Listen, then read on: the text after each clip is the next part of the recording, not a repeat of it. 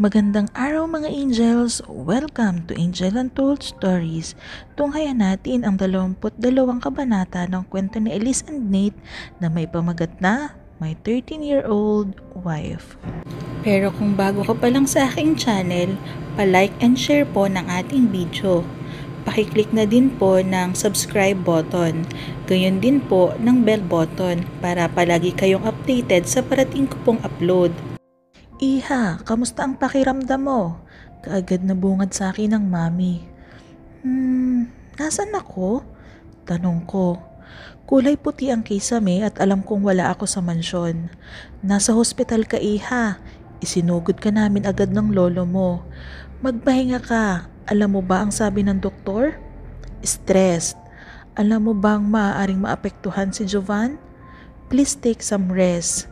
Nag-aalala ang mami. Hindi ko naman nadatnan ang lolo at kinakausap raw ng doktor sa labas. I'm okay, mami. I'm not sick, sabi ko. I know. Magpahinga ka lang ngayon, ang sabi ng doktor. Pwede ka na rin ma-discharge mamaya. Nakahinga naman ako ng maluwag. Mabuti naman dahil kailangan ako ni Giovanni. Ilang oras pa ang dumaan at nasa loob na kami ng sasakyan. Na-discharge na ako pasado 1:00 ng madaling araw. Huwag mo na munang isipin ang kumpanya bukas. Ako na muna ang papasok, sabi ng lolo na katabi ni Manong, ang personal driver niya. Lolo, okay na po ako. Papasok po ako bukas. Kaagad na sagot ko. Nakausap ko ang doktor mo. Pinagpapahinga ka kahit isang araw lang. Pero lolo, I'm okay. Hindi niya na ako pinatapos. Ganito ang lolo. Ganito at isa ring matigas ang ulo. Ayaw magpatalo.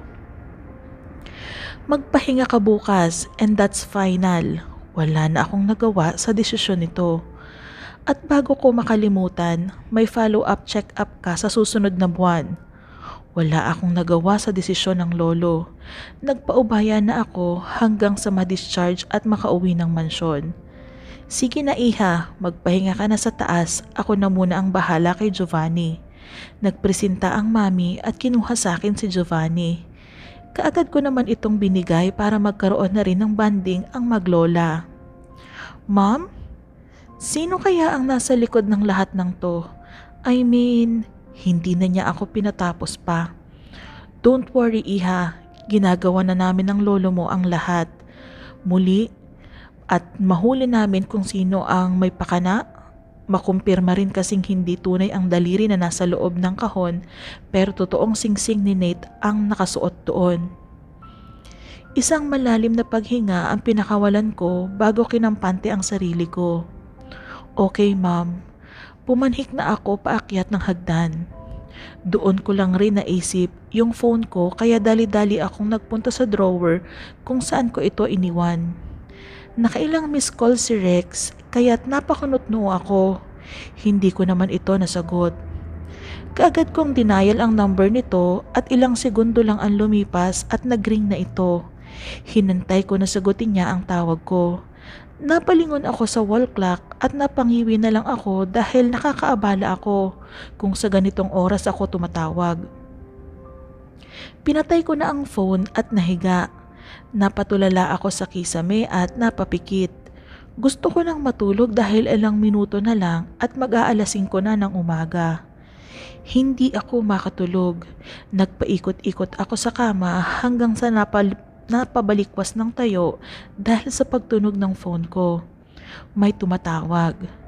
Agad akong lumapit sa drawer at dinampot ito. Nakita ko ang pangalan ni Rex kaya mabilisan ko itong sinagot. Hello, Rex? Hello, Elise. Thank God. Parang nabunutan siya ng malaking tinik dahil sa pagsagot ko sa tawag niya. Ilang beses kitang tinatawagan. Nag-iwan ka pa sa akin ng voicemail kaya napatawag ako. Ano ba kasing sadya mo? Pinutol ko siya. Narinig ko naman ang pagbuntong hininga nito sa kabilang linya at natahimik. Hindi ko alam kung kailan nang balak nitong magsalita. Hello? Sabi ko. Elise, makinig kang mabuti. Umpisa nito. Para akong ewan at bigla-bigla na lang kinabahan. Ano ba kasi yon? Sabihin mo na.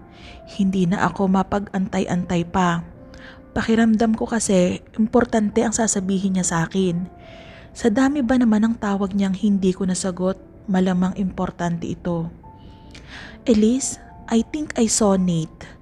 Natigilan ako nang bitawan niya ang mga katagang yon. Hindi ako nakapagsalita at nanigas ang mga paa ko sa sahig. Tumulo ang mga luha ng hindi namamalayan. Hey, are you still there? At doon lang napukaw ang atensyon ko para bumalik sa ulirat. Where? Tanong ko. Nangangatog ang boses ko ng mga oras na yon. Can you meet me at Starbucks? At binigay niya mismo sa akin ang address ng Starbucks sa Ortigas. Wait for me, I'm on my way. Kaagad na binaba ang tawag at kinuha ang kulay navy na jacket ko. Hindi ako makapag-isip ng ayos ng mga oras na yon hanggang sa makababa na ako ng salas. Senyorita, saan po kayo pupunta? Nagbilin si Don Clemente na dito lang po kayo sa mansyon. Nakita pa ako ng isa sa mga katulong ng lolo. Dodoblihin ko ang sahod mo, just keep quiet. Akala ko hindi ito susunod pero mabuti na lang at napapayag ko. Tinutulungan niya akong makalabas ng gate. Thank you. Pinaharurot ko na ang kotse matapos sabihin yon. Walang traffic sa Ortigas dahil maaga pa. Hindi pa rush hour kaya't mabilis akong nakarating sa lugar na sinabi ni Rex. Pagkapark ko ng kotse ay nakita ko agad itong nakasandal sa kotse niya at naninigarilyo. Rex! Tawag ko nang makababa na. Tumango naman ito at kaagad na pinatay ang hinihit-hit nang makitang papalapit na ako. Tara, pumasok na muna tayo. Alok niya sa akin at pumasok kami sa Starbucks. Kumain ka na? Tanong pa nito. No, hindi ako gutom. Gusto ko nang pag-usapan ang tungkol kay Nate. Wala nang paligoy-ligoy na sabi ko. Tumango-tango naman ito. Wait for me here. Tinuro niya ang bakanting upuan kaya't naupo ako at naghintay. Wala namang masyadong tao ng mga oras na yon at kung mayroon ay karamihan ng mga toy call center agent. Hindi ako mapakali at palingalinga ako sa labas hanggang sa maramdaman ko na ang presensya ni Rex. Naupo na ito sa tapat ko at inilapag ang kape. Coffee? Sabi niya. Tinanggap ko naman yon at nagsalita na siya. Si Cloud ang unang nakakita kay Nate. Nandito kami ng mga oras na yon dahil medyo traffic. Itinuro niya ang labas at makikita mo ang mahabang kalsada. Actually, nakapark ang itim na kotse niya at galing siya dito sa Starbucks. May binili siya sigurong coffee. Nakikinig lang ako dito. But Elise, we're not sure kung talagang si Nate ang nakita namin. Hindi ba nasa Barcelona kayo nang mangyari ang aksidente? Kaya nahihirapan akong kumbinsihin ang sarili ko na si Nate yon. Si Nate ang nakita mo, Rex. Napakunot-noo siya nang magsalita ako. Hindi na ako nag-aksaya pa ng panahon at nagkwento na rito. May malaking presentasyon kaming inihanda ng lolo at ginanap yun sa Dolphin Tower Corp malapit dito sa Ortigas. Ako na ang hahawak ngayon sa kumpanya namin at kailangan ko ang malaking shares ni Miss De La Fuente. After that, may nakilala akong babae. She's Nancy Rice Duce. Kilala mo ba ang Duce family? Sila ang may-ari ng Bayer Corp, kalaban ng kumpanya namin na Sullivan Blue Pearl Corp. Nakikinig lang ito. Nagpatuloy ako sa pagkukwento. Naging kakompetensya ko siya sa board meeting at nagwagi ako. Nakuha ko ang shares ni Miss De La Fuente. And then after the meeting, narinig ko ang boses ni Nate sa labas ng meeting room. Hinahanap niya si Nancy. Napakunot-noo ako nang bitawan ang mga salitang yon. Oh my God! Napahawak ako sa aking bibig. Bakit, Elise? Anong nangyari? Kitang-kita ko ang pagkabiti ni Rex at gustong-gusto nang malaman ang kasunod. There's a possibility that Nate is still alive. Iisang tao lang ang makakasagot ng lahat ng katanungan natin, sabi ko. Si Nancy? Tanong ni Rex. Yes, siya lang, Rex. Si Nancy Rice Duce, ang unika iha ni Don Rafael Duce. I know him. Natigilan ako nang magsalita si Rex. I know Don Rafaelo. Kasosyo siya ng daddy sa isang malaking casino sa Las Vegas, sabi ni Rex. What a small world! Parehas kaming hindi makapaniwala ni Rex. Anong plano natin? Tanong ko. Kinausap ko na si Milano tungkol dito. Nag-hire ako ng isa sa pinakamagaling na private investigator. Napatango-tango ako. Magsasalita pa sana ako nang biglang tumunog ang phone ko. Napakunot-noo ako sa tumatawag. Sagutan mo muna. Sinunod ko yon. 1 second please. Tumango naman ito at hinayaang sagutin ko ang tawag. Hello, Cassie? Hindi makapaniwalang tanong ko. Elise, where are you? I'm here in Philippines. Masigla niyang sabi. Ha? Anong ginagawa mo dito? Takang tanong ko. It's a long story, but hindi rin ako magtatagal rito. Ikakasal kasi ang pinsan ko kaya napauwi ako ng Pilipinas. Wait, can you meet me now? Sabi nito. She cut me off. Please. Pagmamakaawa niya. I see, okay, saan ba? Tanong ko. Maya-maya lang ay pinatay ko na ang tawag. I have to go. Can you come to my house later? Isama mo si Cloud. Magpaplano tayo. Seryoso ang mukha ko nang pitawan ang mga katagang ito kay Rex. Oh sure, sige ingat ka. Agad na sagot niya. Thank you Rex. Tinaas ko ang coffee na nilibre niya bago ako tumayo at lumabas ng coffee shop. Kasalukuyan akong nagdadrive papunta ng Tomas Morato kung saan kami dapat makikita ni Cassie. Ipinark ko sa isang sikat na restaurant ang sasakyan at saka bumaba. Nakita ko agad ito na naka-shades at naka-jacket na kulay itim. Nakangiti sa akin at kumakaway pa. Pagkapasok ko pa lang ay sinalubong niya ako ng yakap. Elise, kamusta ka? Ang saksi mo lalo ngayon simula nang ipinanganak mo si Giovanni ah. Sabi niya. Napangiti na lang ako at naupo kami. Nag-order siya ng pagkain habang nag-uusap kami. Ikakasal kasi ang isang pinsan ko sa side ng mga Villacorte kaya napauwi ako nang wala sa oras. Taga Spain din yon, kaso iyong mapapangasawa niya na babae taga dito daw sa Pilipinas. Kaya ayun, ang ending, dito gaganapin ang kasal. Mahabang paliwanag niya. Napatango-tango naman ako. Kaya ako nakipagkita sa'yo, nakangiti ito ng malapad. Ano naman kaya yon? Invited ang mga suliban sa kasal. Hindi mo naman sinabi sa akin, hindi pala basta-basta mayayaman ang angkan nyo, kundi mayamang mayaman. Kasabay nun ang pag-abot sa akin ng invitation. Ha? Look, kasama ang name mo, pati ang lolo at mother mo. Nagulat ako nang makita nga ang pangalan namin. Malamang alam na to ng lolo sa dami ng kakilala niyang malalaking tao. Kinuha ko ang invitation at pinasok sa loob ng bag. Sino bang ikakasal? Kunot noo kong tanong. Si Franco Villacorte, pero di ko kilala yung mapapangasawa ng pinsan ko. Balita ko, probinsyana raw, nakilala ni Frank sa Zamboanga. Wow, good for them. Ang layo ng Barcelona sa Pilipinas, sabi ko. Well, knowing Franco, nag-iikot-ikot yon sa buong mundo. Billionaire eh. Bulong na nito sa akin. Napatango-tango na lang ako. O siya, pakibati ako kay lolo at tita ha. Invited sila kamo.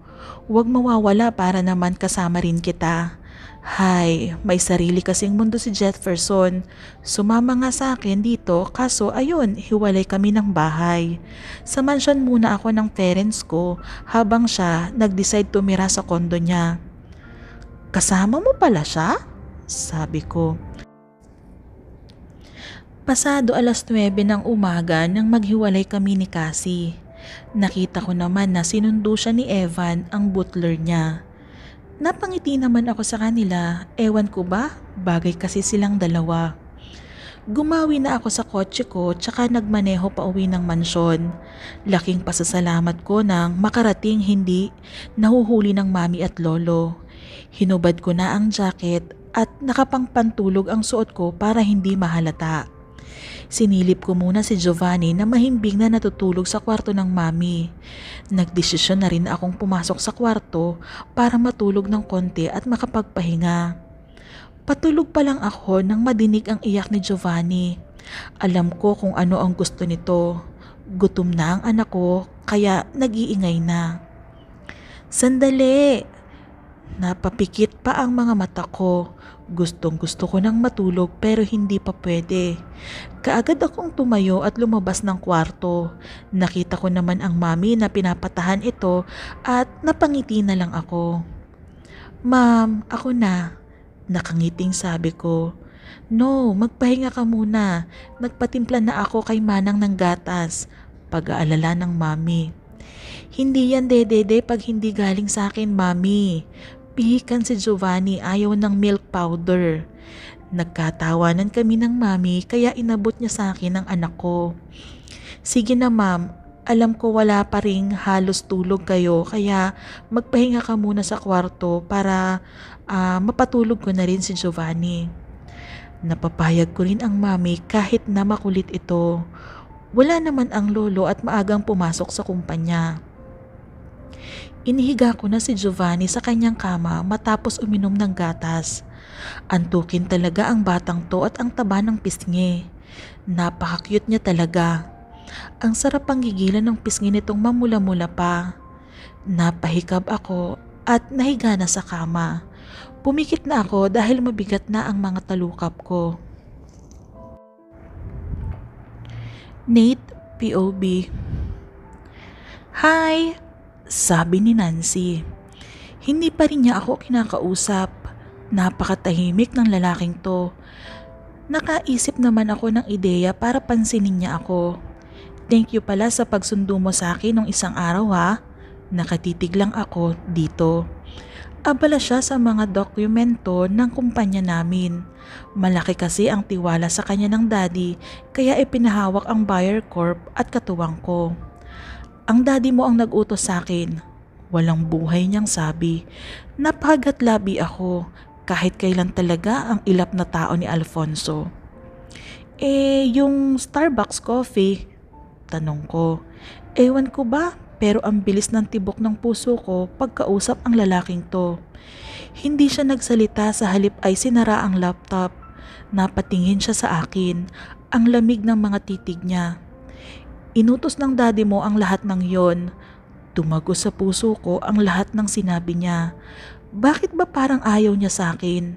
Mabait naman akong tao at matulungin sa kapwa. Hindi ko lang alam kung bakit pagdating sa akin ang ilap at ang sungit ni Alfonso. Nakausap ko naman si Manang Marie, ang tiyahin ni Alfonso. Mailap raw talaga ito lalo sa mga taong hindi niya gusto. Ayoko namang isipin na isa ako sa mga yon kung kaya't ganito siya sa akin. Alfonso? Tawag ko dito nang makalakad siya papalayo. Tumigil naman ito pero hindi lumingon sa gawi ko. May iba ka pa bang gusto? Ito naman ako at parang tanga. Hindi ko alam kung paano ko siya tatanungin. What do you mean? Kunot noon niyang tanong at sa pagkakataong yon ay nakalingon na ito sa akin. I mean, may girlfriend ka na ba? Natigilan siya at nag-isip. Akala ko ay sasagutin na niya ang makailang beses ko ng tanong pero bigo pa rin ako. Sa halip ay tumalikod siya at nagsabing, itulog mo na lang yan. Para akong binagsakan ng langit at lupa. Bakit kaya hindi niya masagot-sagot ang tanong ko at bakit parang ayaw niya sa akin? Sandali! Pinigilan ko ito. Dali-dali akong pumunta sa harapan niya habang hindi naman sa akin nakatuon ang kanyang paningin. Good night. Mabilis ko siyang hinalikan sa pisngi at alam kong nagulat siya. Hindi siya nakagalaw sa kinatatayuan samantalang patakbo na akong umakyat ng kwarto. Pulang-pula ang mukha ko dahil ramdam ko ang pag-iinit ng magkabilang pisngi ko. Hingal na hingal akong pumasok sa pinto at kagad itong isinarado. Napataki pa ako ng mukha sa labis na hiya. Nancy, bakit mo ginawa yun? Paano na lang kapag mas inawasan ka pa niya? Sising-sisi ang isip ko pero galak na galak ang puso ko. Ito ang kauna-unahang pagkakataon na lumapat ang mga labi ko sa balat ni Alfonso. Damang-dama ko ang pagkalampag ng puso ko at nanlalamig ang mga kamay ko sa kaba. Nancy, nakakahiya ka. Ang sarap batukan ng sarili ko pero wala na, nangyari na at nagawa ko na. Dali-dali akong tumakbo sa kama at isinubsob ang mukha sa unan. Hiyang-hiya ako na tuwang-tuwa. Magulo ika nga, magulo ako. Maaga akong nagising kinabukasan. Inasikaso ko na ang dapat ayusin dahil unang araw ko ngayon sa kumpanya namin. Hindi ko naman nakuha ang malaking shares ni Miss De La Fuente ay ayos lang dahil marami pa naman kaming target na shares holder. Good morning! Bati ko kay mami at daddy. Kasalukuyan na silang kumakain ng agahan. Si Alfonso daddy, kaagad ko siyang hinanap sa daddy. Nasa kanila pa iha, kumain ka na at maaga kayong papasok. Malaki ang ngiti sa mga labi ko. Kilamanang mari pa rin kasi tumitira si Alfonso kahit na inalok ka na ito ng bahay ng dad. Ayaw niya raw iwan ang dalawang mag-asawa dahil yun na lang ang natitirang pamilya nito. Iha, do you know Franco Villacorte? Kaagad na tanong ng mami. Of course, I know him. Siya lang naman ang multi-billionaire na nag-iikot-ikot sa buong mundo. Yes, ma'am. Agad na sagot ko. Well, we're invited sa wedding niya. Inabot sa akin ng mami ang invitation card. Oh, really? Who's the lucky girl? Tanong ko. Sino ba naman kasing hindi swerte kay Franco? Nasa kanya na ang lahat. Looks, fame, power and everything. Well, let's see kung sino. Hindi rin naman nagsasabi ang bilyonaryong yon at masyadong pribado ang buhay. You're right, ma'am. So, saan gaganapin ang kasal? Tanong ko. Sa Sambales, iha. Hindi na ako nagtanong pa dahil wala rin naman akong pakialam. Kinuha ko na ang bag at nagpaalam. Oh, hindi mo na ba tatapusin ang breakfast? Ma'am, sa opisina na ako kakain. Masayang sabi ko. Sasabay ka kay Alfonso sa pagpasok? Ibinili na kita sa kanya. Napangiti ako sa sinabi ng daddy. Thanks, dad. Humalik na ako sa kanyang pisngi at umalis. Kasama ko pa ang mga bodyguards ng daddy. Kailangan bang kasama kayo? Inis na tanong ko sa mga ito. Sorry ma'am, pero iyon po ang utos sa amin ng papa nyo. Parang nasira ang araw ko. Akala ko pa naman ay masosolo ko si Alfonso. Sumimangot ako at hindi na nagsalita pa. Maya-maya lang ay dumating si Alfonso kasama si Manang Marie. Mag-iingat ka iho, sabi nito. Senyorita, nariyan po pala kayo. Masayang bati sa akin ng manang. Ako na po ang bahala kay Alfonso, nakangiting sabi ko. Salamat po. Bueno, maglilinis pa ako ng bakuran, mag-ingat kayo. Paalam nito. Get in. Walang emosyon si Alfonso pagpasok ng sasakyan. Nakasunod naman agad ang mga bodyguards kaya pumasok na ako sa passenger seat. Nakakatuwa nga 4 kami sa loob at si Alfonso mismo ang nagdadrive. Maaga kaming nakarating ng kumpanya. Naroon agad ang mga empleyado.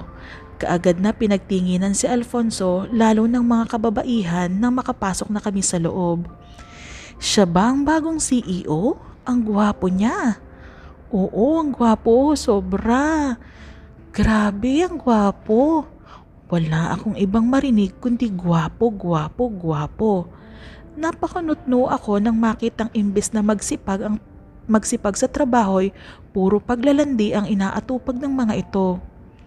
Go back to your work, inis na sabi ko sa kanila.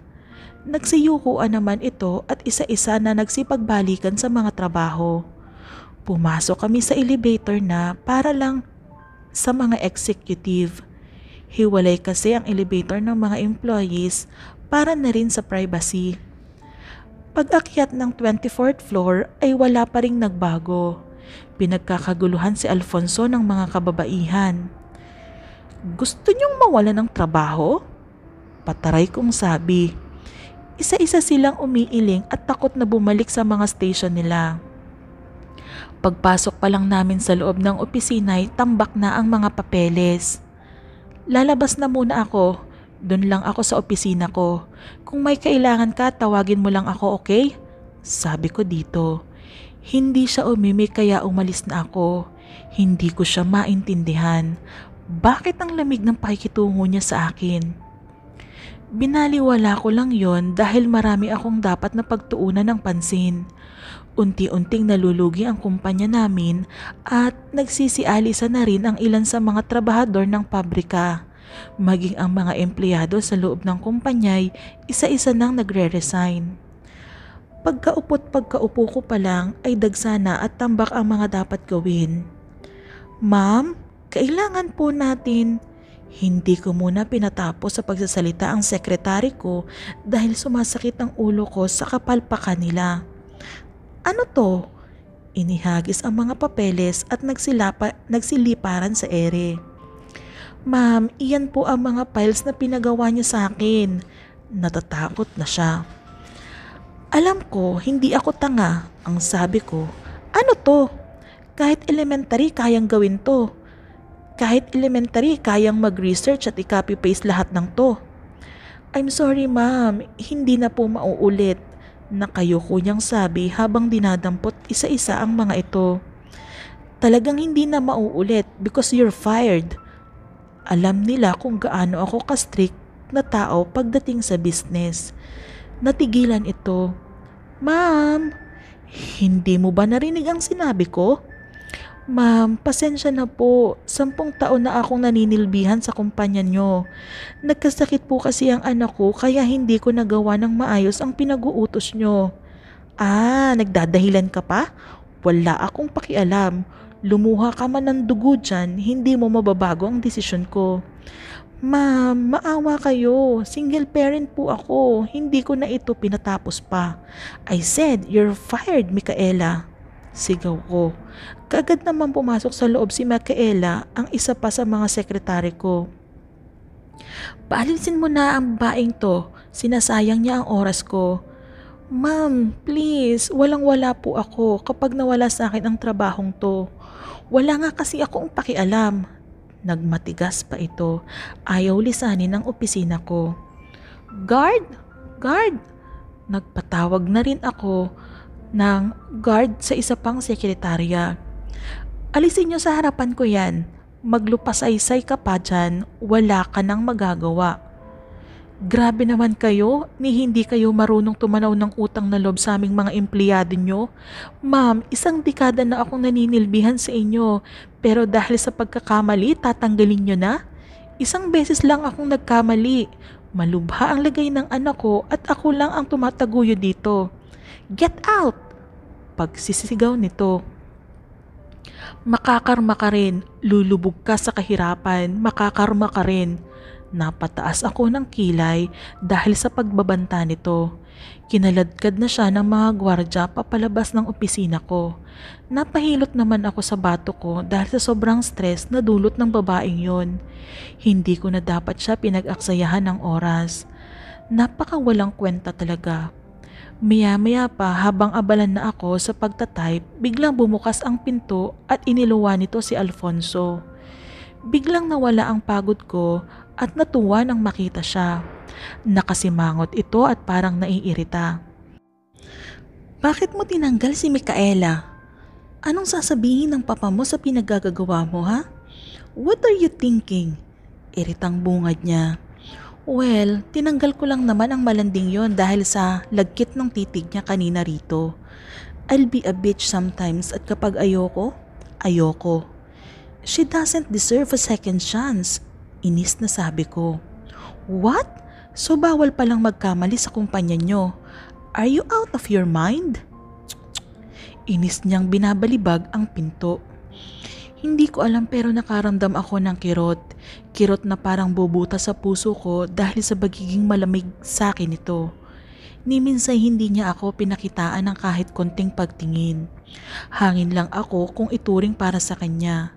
Kung hindi nga lang dahil sa daddy ang daddy ko lang ang dahilan kung bakit ko nilalapitan si Alfonso.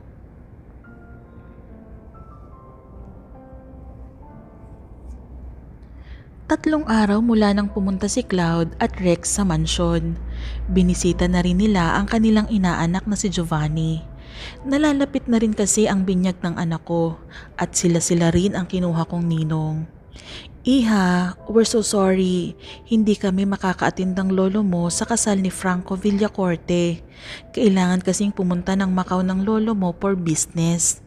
Buhat-buhat ng mami si Giovanni. Ibinaba ko muna ang hawak na damit at kinarga ang anak ko. Nilalaro nito ang dulo ng buko na parang kinukulot. It's okay, ma'am. Sa inyo ko muna iiwan si Giovanni. After the wedding, uuwi rin ako for the company. Sabi ko. Ang naging plano kasi ay ako na lang ang makakapunta sa Zambales. Iiwan ko si Giovanni kay mami at siya muna ang mag-aalaga rito. Nakapagpaalam na rin naman sa akin ang lolo kahapon bago lumipad papuntang Macau. Hindi rin naman ito magtatagal roon at ilang araw lang ay uuwi rin ito. Sigurado kang okay ka lang? Kasama mo naman ang kaibigan mong si Cassie, di ba? Paninigurado ng ma'am. Yes ma'am, sasabay si Cassie. Mabuti na rin yun para may kakilala naman ako pagpunta ng Zambales. Ngumiti ang mami habang si Giovanni na may gustong-gustong magpabuhat sa lola niya. Ay sus, gusto sa lola. Yun na lang ang nasabi ko bago ibinigay ulit si Giovanni sa mami. Sige na iha, sa baba lang muna kami. Mag-impake ka na muna at mamayang madaling araw na ang flight mo. Mabilis lang naman yun ma'am, malapit lang ang Zambales kapag naka-eroplano. Totoo naman ang sinabi ko. Lumabas na ang mami kasama ang anak ko, inaayos ko na ang mga gamit ko. Gagamitin namin ang private jet plane na pagmamayari ng mga Villacorte. Kasabay ko si Cassie at ang pinsan niya na si Jefferson. Matapos kong maggayak ay naligo na ako. Mahirap na dahil madaling araw ang alis namin. Nagsipilyo na ako at nag-apply ng mga kung ano-ano sa balat. Magandang alagaan ang sarili kahit na mami na ako. Matapos ng lahat ay sinuot ko na ang silk robe ko at nahiga sa kama. Naalimpungatan ako sa ingay ng alarm clock. Pinatay ko to at tiningnan ng orasan. 3 a.m. na. Sabi ko at saka tumayo at mabilis ang naligo. Matapos yon ay napansin ko ang ilang mga text message sa akin ni Cassie. At napangiti ako, naalala ko ang best friend kong si Charlene sa kanya. Mabilis akong nagbihis, isang white maxi dress ito at tinali ko na ang buhok ko pataas matapos patuyuin ang blower. Nag-apply lang ako ng lip balm at pink blush on sa face ko. Simple lang, gusto kong magmukhang tao at hindi bangkay sa sobrang putla ko. Kaagad akong lumabas at iniutos na sa ibang katulong na ibaba ang mga gamit ko. Sinilip ko pa ang anak ko sa kwarto ng mami at napangiti na lang ako nang makitang payapa itong natutulog. Ang mami naman ay tulog rin na halatang napuyat kay Giovanni. Makikita mo pa ang ilang mga bote na pinagtimplahan ng gatas. Dahan-dahan akong pumasok at pinagmasdan ng anak ko. Napakagwapo talaga ng bata. Hinalikan ko ito sa noo at hinaplos ang mukha. Mabilis lang at maingat pa rin para hindi magising ang mami at lumabas na ako. Elise, masayang lumapit sa akin si Cassie pagkababa ng kotse. Nakita ko pa si Evan, ang butler nito na hinatid siya sa tapat mismo ng mansyon. Oh, kayo lang? Tanong ko. Hindi sumama ang magaling kong pinsan. Alam ko na kung sino ang tinutukoy nito. Well, let's go.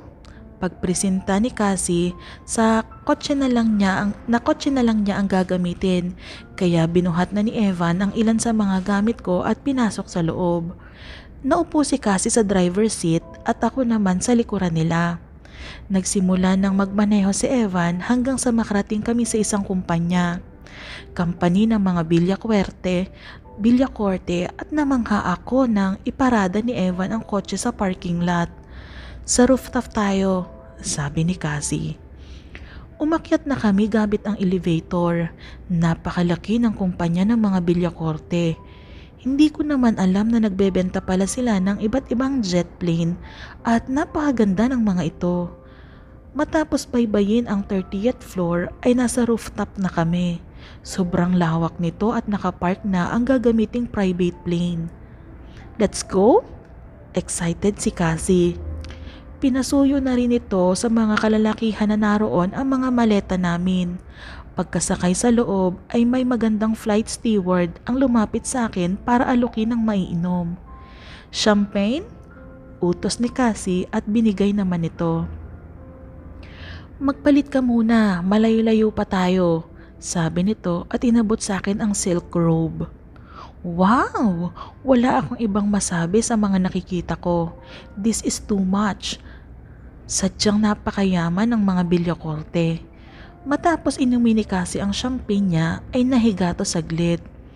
Iidlip muna ako, hindi kasi ako nakatulog sa sobrang excitement. Masayang sabi niya. Hinayaan ko naman ito para makapagpahinga. Hindi ko na naubos ang iniinom ko at nahiga na rin. Gusto kong pumikit at mag-relax kahit sandali lang. Hindi ako nakatulog ng mga oras na yon dahil 30 minutes lang ang tinagal at nakarating kami ng Zambales. Namangha ako sa sobrang bilis dahil kung sasakyan mismo ang gagamitin ay aabutin kami ng 8 oras. Umuunat pa si Cassie na makalapag kami. Madilim pa kahit alas 5 na ng umaga. Welcome! Bati ng isang babae na parang receptionist. Kaagad niya kasi kaming sinalubong at itinuro kaagad ang magiging kwarto namin. 3 ang kwarto, isa sa akin, kay Cassie at sa butler niya si Evan. Oh, matulog muna tayo. Wala pang tao, mga tulog pa. Pabirong sabi ni Cassie. Nasa 54th floor kami ng napakalaking hotel resort ng mga Villacorte. Pagkatapos kong mailagay ang maleta at mga bag ay nahiga ako. Suot ko pa ang silk robe na kulay brown at may tatak na VC, pagmamay-ari ng mga Villacorte. Ipinikit ko na ang mga mata ko nang makahiga at hindi na malayang tinatangay na ako ng antok. Sandali lang akong nakatulog at nagising na rin. Pagkabangon ko ay nagtungo agad ako sa banyo para makaligo. Pasado alas 7 na ng umaga at naisipan kong lumabas matapos makapagpatayo ng buhok at makapagbihis. Isang wrap-round dress na kulay pula ang isinuot ko at lumabas na ng kwarto. Kinato ko pa si Cassie at mukhang tulog ito. Nagdesisyon na akong maglakad na at bumaba. Dong, ang ganda din eh. Napakunot noo ako nang marinig ang tinig ng isang babae. Napalingon dito at nakita ang babaeng nakapulupot sa nakasimangot na lalaki. Maganda ang babae. Maliit pero may hubog ang pangangatawan. Morena pero may pagkamestisahin. Shut up, Ilona. Ani ng malalaking maputi at singkit. May pagkakahawig siya kay Cassie. Hoy Dong, wag mo akong i-shut up dyan. Tagalog, okay? Tagalog. Natatawa ako sa kanilang dalawa. Ang cute-cute kasi nilang tingnan. Parang naaalala ko si Steven at Charlene. Pero mas seryoso ang lalaking to. Let's go. Hinapit niya ang bewang ng babae at makakasulubong ko sila. Ngumiti ako sa babae na may pangalang Ilona. Day, ang ganda ni mo, Day. Hindi ko gaanong maintindihan ang sinasabi nito. Ilona, could you please quiet down? Inis na tanong sa kanya nung pogi na lalaki. Dudong, ayaw ko English Tagalog lang. Napakamot ulo ang babae. Nakakatuwa sila at ang ganda talaga nilang tingnan. Dudong! Nagpout ito at naglalambing. Call me Franco. Namumula ang pisngi ng lalaki. Franco? Siya ba si Villacorte? Ay bahala ka dyan. Excuse me, invited ka sa kasal namin ni Dudong ko bukas ha? Nakangiting sabi ng babae. Nakangiti ito sa akin at napaka-inosente ng mukha. Tumango-tango ako. Confirm, sila ang ikakasal bukas. Thank you. Kinakamayan niya ako. Hindi ko maintindihan pero ang inosente talaga niya. Ilona, stop! Sabi ni Franco at nakasimangot na. Don't English me dong. Hindi ko na mapigilang matawa dahil ang cute ng chemistry nilang dalawa. Napakamot ng ulo si Franco. Tumigil ka na, Ilona. Islang itong magsalita at talagang pinipilit magtagalog ng tuwid. Yes sir. Nagsalot pa ito sa kanya at napailing na lang si Franco. Unsa, may imong ngalan?